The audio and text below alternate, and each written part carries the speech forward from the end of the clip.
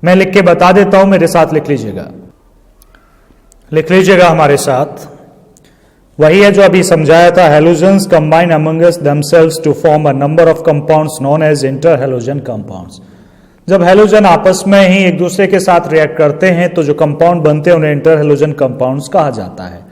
Type क्या होता है? x x dash 3 x dash 5 x dash 7।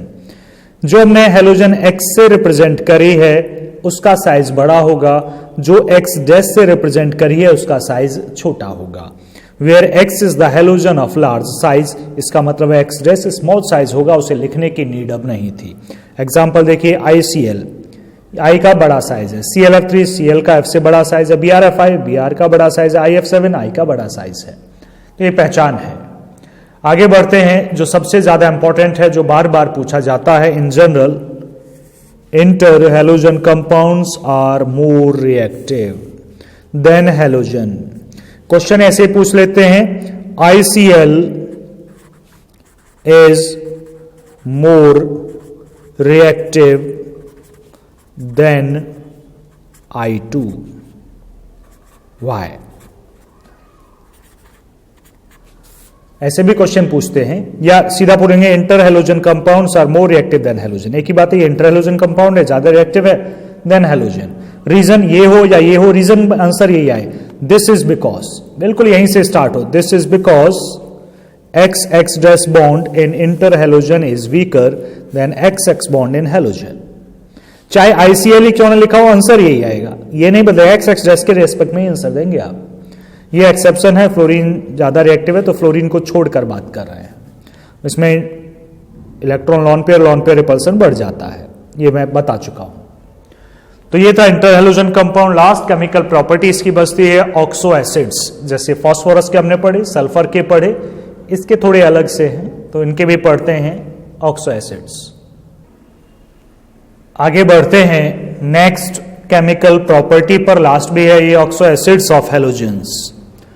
ऐसा नहीं कि ऑक्सो एसिड हमने पहले नहीं पढ़े, फास्फोरस के भी पढ़े, सल्फर के भी पढ़े, लेकिन वहां एक ही एलिमेंट बनाता था, यहां सभी बनाते हैं लगभग।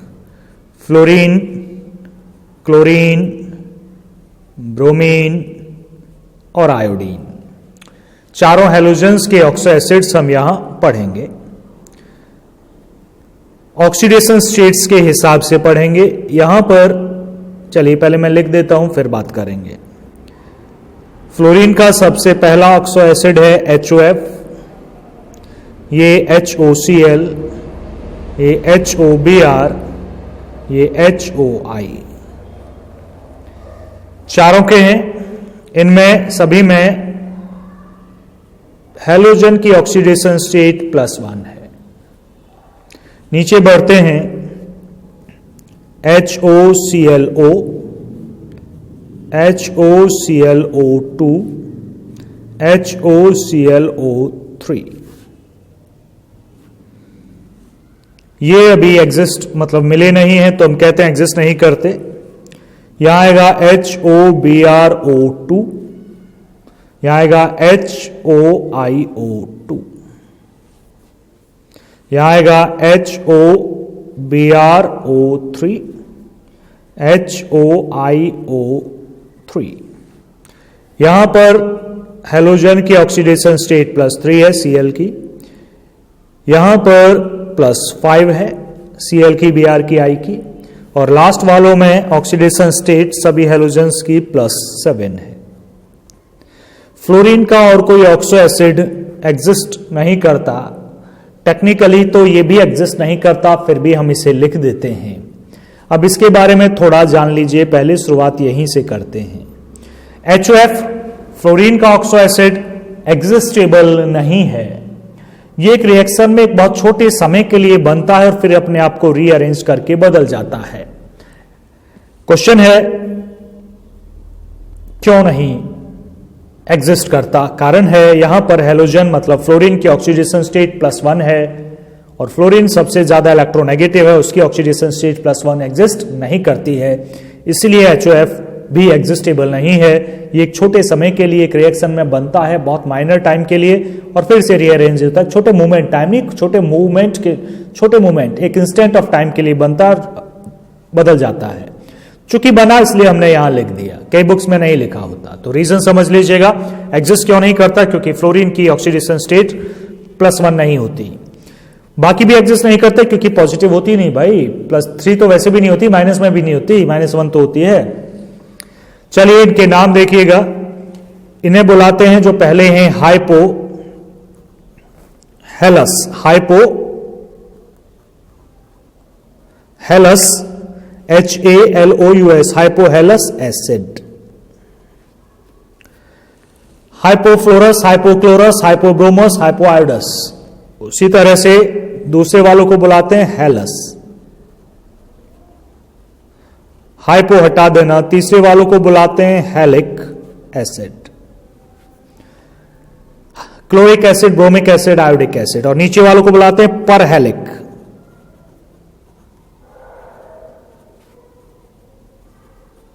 तो ऐसा नहीं कि नाम याद हो, आपको फॉर्मूला जरूर याद हो। तो इनमें क्वेश्चन है पढ़ना क्या है भाई। चारों हेलोजेंस हैं, चारों के ऑक्सो एसिड हैं। फ्लोरीन को आप छोड़ सकते हैं, नहीं है, बाकी के तो हैं। तो इनमें हमें पढ़ना है इनकी एसिडिक नेचर, एसिडिक स्ट्रेंथ। तो पहले हम पढ़ेंगे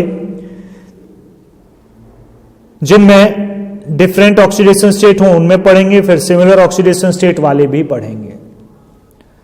तो पहले हम सिमिलर ऑक्सीडेशन स्टेट वाले ही पढ़ लेते हैं। हेडिंग डाल देता हूं मैं, एसिडिक स्ट्रेंथ। सिमिलर वाले जैसे +1 वाले पढ़ लें, या +3 में तो सब नहीं है, +5 वाले पढ़ सकते हैं, +7 वाले जिनमें एक ही ऑक्सीडेशन हो। Strength, acidic strength of oxo acids having similar oxidation state. OS मैंने लिखा ऑक्सीडेशन स्टेट्स। तो हम पहले कौन से पढ़ रहे हैं, acidic strength of oxo acids having similar oxidation state. किसी भी +1 वाले ले सकते हैं, +5 वाले ले सकते हैं, +7 वाले, +3 में भाई एक ही है और है नहीं तो कंपेयर करेंगे किसे। तो हम पहले वाला +1 वाले ले रहे हैं सभी। हमने लिया HOCl, दिस वन। फिर हमने लिया HOBr, दिस वन। फिर हमने लिया HOI, दिस वन। अब क्वेश्चन है सर आपने F वाला तो नहीं लिया। अरे ये एग्जिस्टेबल है कहां, ये तो एक मोमेंट के लिए बनता है ना, इसलिए नहीं लिया। चलिए 4 हैं, ये बॉन्ड तोड़ना है तभी तो एसिडिक है, चैन टूटे, H बाहर निकले। क्वेश्चन है बॉन्ड लेंथ देख लो जी, अभी तक तो वही देख रहे थे। ग्रुप में नीचे जाने पर जो हाइड्राइड्स होते थे उनकी एसिडिक स्ट्रेंथ बढ़ती थी क्योंकि बॉन्ड लेंथ बढ़ता था। ये बॉन्ड है H और O के बीच में, ये भी H O के बीच में, ये भी इक्वल एटम है भाई, तो ये बॉन्ड लेंथ तो बराबर है, यहां भी यहां भी यहां भी, तो बॉन्ड लेंथ तो इफेक्ट नहीं डाल रही। फिर डिफरेंट क्या है, डिफरेंसेस है इस एटम में। कौन सा एटम है, हेलोजन एटम है। पहले में Cl है, दूसरे में Br है, तीसरे में I है, बस यही डिफरेंस है। तो ये इलेक्ट्रोनेगेटिव है और -I इफेक्ट शो करता है। और -I एसिडिक स्ट्रेंथ बढ़ाता है। सबसे ज्यादा -I, सबसे ज्यादा इलेक्ट्रोनेगेटिव कौन है, Cl। इलेक्ट्रोनेगेटिविटी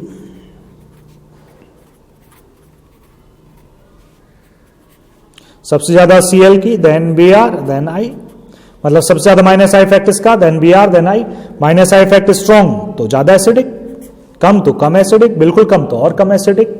तो हमें आंसर मिल गया ऑर्गेनिक के रूल्स के हिसाब से -I इफेक्ट। इसके हिसाब से आप इलेक्ट्रोनेगेटिविटी एटम बोल सकते हो। तो आसान था, इसमें भी यही होगा, ये वाला ज्यादा एसिडिक, इसमें भी यही होगा, ये वाला ज्यादा एसिडिक, देन दिस, क्योंकि इसमें ज्यादा -I इफेक्ट है हेलोजन का, ज्यादा इलेक्ट्रोनेगेटिविटी हेलोजन की, कैसे भी बुला सकते हो। अब हम पढ़ेंगे डिफरेंट, हमारी ऑक्सीडेशन स्टेट कैसी होगी, अलग अलग होगी। ठीक है जी। तो सेकंड हेडिंग डाल लेते हैं हम, acidic strength of oxo acids having different oxidation state. Heading ही है, प्रॉपर डालें आप इसे, उसमें समझाना पड़ेगा, ये आसान नहीं है। अब देखिएगा डिफरेंट ऑक्सीडेशन स्टेट्स वाले हम सेलेक्ट कर लेते हैं, ये क्लोरीन वाले लेते हैं, इसमें +1 +3 +7 सॉरी +5 +7 चारों ले लेते हैं, चारों उठा लेते हैं यहां से। पहला कौन सा था? HOCl। दूसरा कौन सा है? HOClO। इसे एक साथ लिख सकते हो आप, HClO2 O2 करके लिख सकते हो। तीसरा कौन सा है? HOClO2। इसे भी एक साथ समराइज करके लिख सकते हो। कैसे लिख सकते हो? HClO3। इसे HClO4 आप लिख सकते हो। क्वेश्चन में भी ऐसे लिखा हो सकता है HClO4। हमें देखना है एसिड कौन पावरफुल है, हमें बिल्कुल नहीं पता। इलेक्ट्रोनेगेटिविटी भी बराबर, बॉन्ड लेंथ भी बराबर। तो हम ऑर्गेनिक वाला रूल लगाते हैं। याद करो, फेनॉल एसिड होता था क्योंकि उसका कॉन्जुगेट बेस स्टेबल था। तो इसका भी हमें लिखना होगा कॉन्जुगेट बेस, सबका, चारों का कॉन्जुगेट बेस हम बनाते हैं। HI निकाल देते हैं, बनेगा क्या? ClO negative. H निकल गया, 2 ऑक्सीजन है, ClO2 सिंगल नेगेटिव। एक साथ लिख दिया मैंने दोनों ऑक्सीजन। यहां से भी H निकला, यहां से भी H निकाल दिया, तो क्या बना? ClO3। एक H निकला तो नेगेटिव। सिमिलर केस यहां पर है, ये क्या हुआ? ClO4 negative. सबके सब कॉन्जुगेट बेस बन गए। अब इनमें से जो भी कॉन्जुगेट बेस स्टेबल होगा उसका कॉरस्पॉन्डिंग एसिड ज्यादा एसिडिक होगा। फेनॉल इज मोर एसिडिक, याद करो फेनॉल को, क्योंकि इसका कॉन्जुगेट बेस फिनॉक्साइड आयन ज्यादा स्टेबल है। स्टेबिलिटी देखनी है इनकी, स्टेबिलिटी चेक करते हैं। आप खुद बताना। ClO सिंगल नेगेटिव का स्ट्रक्चर ये है, ClO2 का स्ट्रक्चर ये है, ClO3 का स्ट्रक्चर ये है, ClO4 का स्ट्रक्चर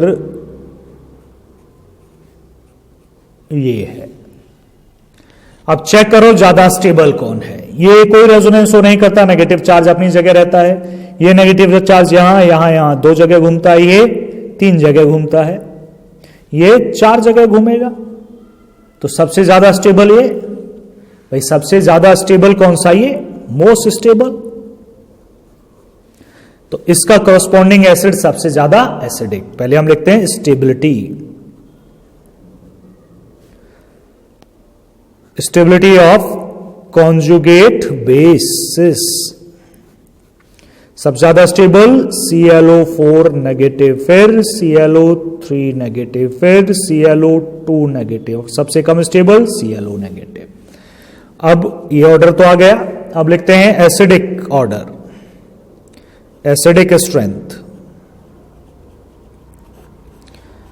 जिसका कॉन्जुगेट बेस स्टेबल सबसे ज्यादा, उसका एसिड सबसे ज्यादा एसिडिक, HOClO3। उसके बाद HOClO2, उसके बाद HOClO, उसके बाद HOCl। आप एक साथ लिखना चाहें, मैंने कहा आप एक साथ मर्ज कर ले सकते हैं, तो ऐसे लिख सकते हैं HClO4 है, ये HClO3 है, ये HClO2 है, ये HClO है। ऐसे भी लिखा जा सकता है, एक ही है, ये इक्वल है। तो ये इनका acidic order different oxidation states हो। तो चलिए ऑक्सो एसिड्स की एसिडिक स्ट्रेंथ हमने पढ़ ली है, अब हम आगे बढ़ते हैं। अगला टॉपिक है some important compounds of group 17। Nitrogen में थे 5 कंपाउंड, सल्फर वाले ग्रुप में थे, मतलब ग्रुप 16 में थे 4 कंपाउंड, और यहां केवल 2 ही पढ़ने हैं आपको। पहला है क्लोरीन, और दूसरा है hydrochloric acid. Hydrochloric acid HCl। Hydrochloric acid नहीं डालते यहां हम, हाइड्रोक्लोरिक एसिड बाद में बढ़ाएंगे, हम पढ़ेंगे हाइड्रोजन क्लोराइड। डिफरेंस क्या है, बच्चे पूछते हैं सर डिफरेंस क्या है, इसलिए मैंने पहले उसे लिखा था। ये गैस होती है, गैस को पानी में डालते हैं। HCl गैस पानी में पूरी तरह सॉल्युबल नहीं है, 35 से 40% तक सॉल्युबल है, और उसका जब एक्वस सॉल्यूशन बनता है तो उस एक्वस सॉल्यूशन को बुलाते हैं हाइड्रोक्लोरिक एसिड। तो अगर कोई पूछे HCl that is a hydrogen chloride that is gas, तो हाइड्रोक्लोरिक एसिड क्या है, इस गैस को पानी में डिसॉल्व करो, 35 से 40% तक ये डिसॉल्व होती है, पूरी तरह से डिसॉल्व नहीं होती है। जब इतनी भी डिसॉल्व हुई उससे जो सॉल्यूशन बना वाटर के साथ that is called hydrochloric acid. तो दोनों में डिफरेंसेस है। तो हम जो पढ़ेंगे वो क्या होगा, हाइड्रोजन क्लोराइड। हाइड्रोक्लोरिक एसिड इसके अंदर बताया जाएगा, ये चीज हाइड्रोक्लोरिक एसिड होती है। नॉर्मली HCl गैस है, हाइड्रोजन क्लोराइड गैस है, ये क्लियर रहे, इसीलिए मैंने पहले उसे डाल के काटा। चलिए 1 बाय 1 हम स्टार्ट करते हैं। चेक करिएगा फर्स्ट कंपाउंड ग्रुप 17 का क्लोरीन, क्लोरीन गैस। सबसे पहले है प्रिपरेशन ऑफ क्लोरीन। सभी अपने आप में इंपॉर्टेंस रखती हैं, सबको आपको याद करना भी होगा लिखने के साथ साथ। MnO2 और HCl से भी क्लोरीन गैस बनती है, KMnO4 और HCl से भी क्लोरीन गैस बनती है, और सबसे ज्यादा इंपॉर्टेंस रखता है Deccan process. 4HCl plus O2 in presence of CuCl2 gives 2Cl2 plus 2H2O। हाँ, ब्राइन के इलेक्ट्रोलाइसिस से भी बनता है क्लोरीन गैस। NaCl को इलेक्ट्रोलाइज करिएगा, Na पॉजिटिव Cl नेगेटिव में डिसोसिएट होगा NaCl। वाटर लेंगे तो भी क्लोरीन बन जाएगा एक्वस में, और ज्यादा केवल यही लेंगे मोल्टन, मोल्टन नहीं है, कंसंट्रेट दिया मतलब वाटर भी यहां पर है। तो एट एनोड की बात करें तो एनोड पर जाएगा Cl नेगेटिव, यहां बन जाएगा क्लोरीन गैस। इलेक्ट्रोलाइसिस है, इलेक्ट्रोकेमिस्ट्री में वहां ही आया था। कैथोड, इलेक्ट्रोलाइसिस में कैथोड नेगेटिव, यहां H पॉजिटिव जाएगा।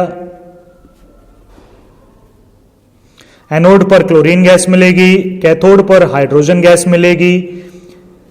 ये गैस रिलीज हुई, ये गैस रिलीज हुई, बचा हुआ क्या, NaOH, यानी कि NaOH भी बन जाता है, क्लोरीन गैस भी बनती है, हाइड्रोजन गैस भी बनती है। केवल पानी में NaCl डालकर इलेक्ट्रोलाइसिस कर दीजिए प्लेटिनम के साथ, और 3 चीज कंपनी बनाती है। हाइड्रोजन गैस बेच देती है कंपनी बनाकर, क्लोरीन गैस भी बेच देती है, और NaOH भी बचा सॉल्यूशन उसे भी बेच देती है। क्या क्या, केवल NaCl लिया, कोई बहुत बड़ी नहीं है प्रॉब्लम, आसानी से अवेलेबल होता है।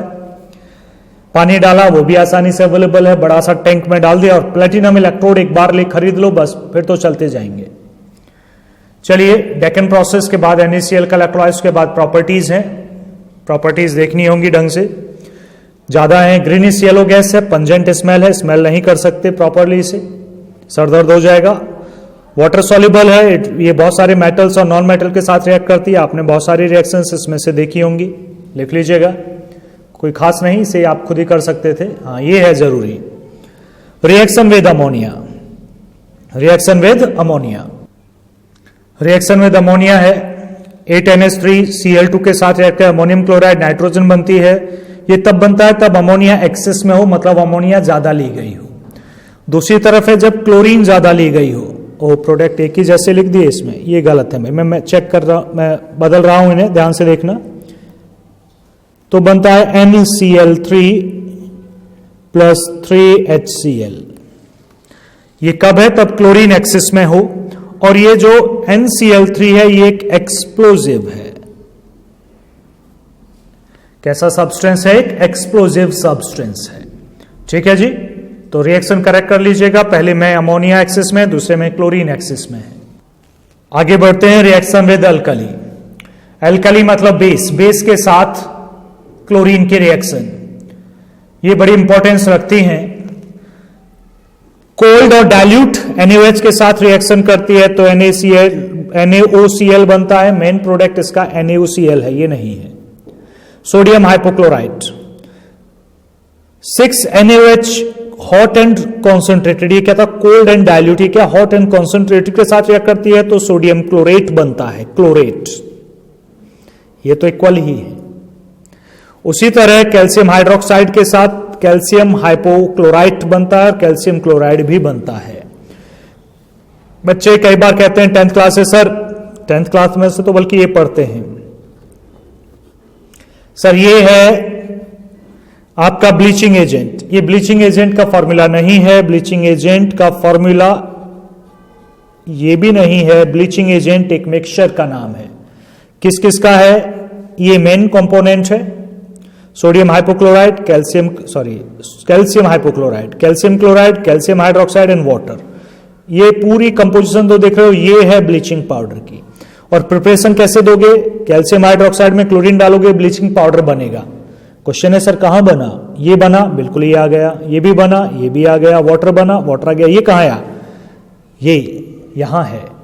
जब ये रिएक्शन करो, इसे एक्सेस में ले लो, क्लोरीन कम रहने दो, तो जो ये भी बच जाएगा, ये भी बन जाएंगे, सब चीजें बन जाएंगी, तो जो प्रोडक्ट मिलेगा उसके मिक्सचर, टोटल मिक्सचर को बोलेंगे ब्लीचिंग पाउडर। ब्लीचिंग पाउडर का मतलब कलर उड़ाना। एक और है ब्लीचिंग एक्शन क्लोरीन का, उसे भी देख लो। क्लोरीन ब्लीचिंग पाउडर बना के भी ब्लीचिंग एक्शन करती है, लेकिन इंडिविजुअल भी करती है। It is a powerful bleaching agent. Bleaching action is due to oxidation, ये जरूरी है भाई। ये नेसेंट ऑक्सीजन ब्लीचिंग का कारण है। क्लोरीन को पानी में डालिए, HCl बनेगा, नेसेंट ऑक्सीजन बनेगा। जब डिटर्जेंट आते हैं तो उसमें लिखा होता है, कई बार देखना, इसमें क्लोरीन ब्लीच नहीं है, ऐसा लिखते हैं, बल्कि डाल देते हैं कई बार क्लोरीन। ब्लीच रंग उड़ाने के लिए होता है, और डिटर्जेंट उससे यूज करता है कि दाग धब्बे जो लग गए हो कपड़ों पे, वो उनका रंग उड़ जाए। लेकिन कई बार कपड़ों का रंग उड़ जाता है। लेकिन अगर व्हाइट कपड़े हो तो रंग नहीं उड़ेगा। व्हाइट का क्या उड़ेगा भाई? पहले से ही रंग नहीं है उस पर, तो हाँ उस पर कोई येलो इस दाग है, धब्बा लगा है, वो उसका कलर उड़ जाएगा। उड़ जाएगा मतलब वो सब्सटेंस नहीं हटेगा, डिकलराइज हो जाएगा। तो ब्लीच वही काम करता है। वेनिस ब्लीच सुना होगा आपने। तो क्लोरीन, वो कहते हैं क्लोरीन ब्लीच नहीं है। क्यों कहते हैं ऐसा?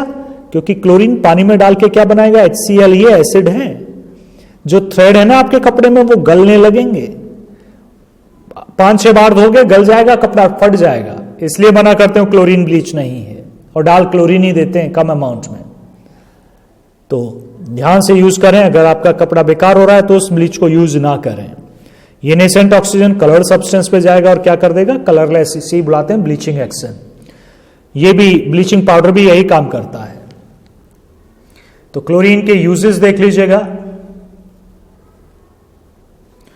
ब्लीचिंग में तो है ही, डाई, ड्रग्स और ऑर्गेनिक कंपाउंड बनाने में है, वाटर को स्टरलाइज करने में है, और सबसे जरूरी चीज कुछ पॉइजनस गैसेस भी बनाती है, फॉस्जीन और टीयर गैस, मस्टर्ड गैस भी बनाती है।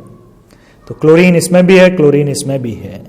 तो क्लोरीन की इंपॉर्टेंस काफी है, बहुत ज्यादा रिएक्शंस हैं। आगे बढ़ते हैं हम हाइड्रोजन क्लोराइड की तरफ। Second compound hydrogen chloride HCl। Preparation NaCl को H2SO4 के साथ रिएक्ट करो, HCl बनेगा।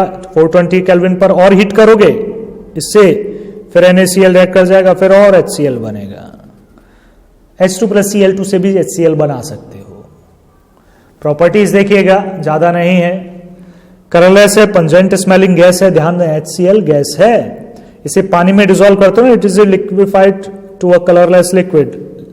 प्रेशराइज करोगे कम टेम्परेचर पे तो लिक्विड में बदल जाएगा। ये देखो, it is soluble in water. HCl को पानी में डालो, सॉल्युबल हो गया, and it's aqueous solution is called hydrochloric acid. इसके एक्वस सॉल्यूशन का नाम हाइड्रोक्लोरिक एसिड है। HCl अमोनिया से रिएक्ट करके अमोनियम क्लोराइड की व्हाइट फिल्म्स बनाता है, और ये एक्वारजिया भी बनाता है। एक्वारजिया तो सुना होगा। 3 पार्ट कॉन्सेंट्रेटेड HCl लो, 1 पार्ट HNO3 लो, इसके मिक्सचर को एक्वारजिया बुलाते हैं। ये नोबल मेटल जैसे गोल्ड और प्लेटिनम को डिसॉल्व करने के काम आता है। तो यही था आपका HCl, यहीं पर कंप्लीट होता है आपका ग्रुप 17। आज के लेक्चर में इतना ही है। नेक्स्ट टाइम यानी कि कल हम पढ़ेंगे ग्रुप 18, उससे बहुत छोटा सा है, 20 मिनट का ही लेक्चर होगा कल। तो ये इतना ही था, ये बड़ा ग्रुप था ग्रुप 17, मतलब एक ही लेक्चर में पढ़ाना पड़ा तो बड़ा हो गया थोड़ा।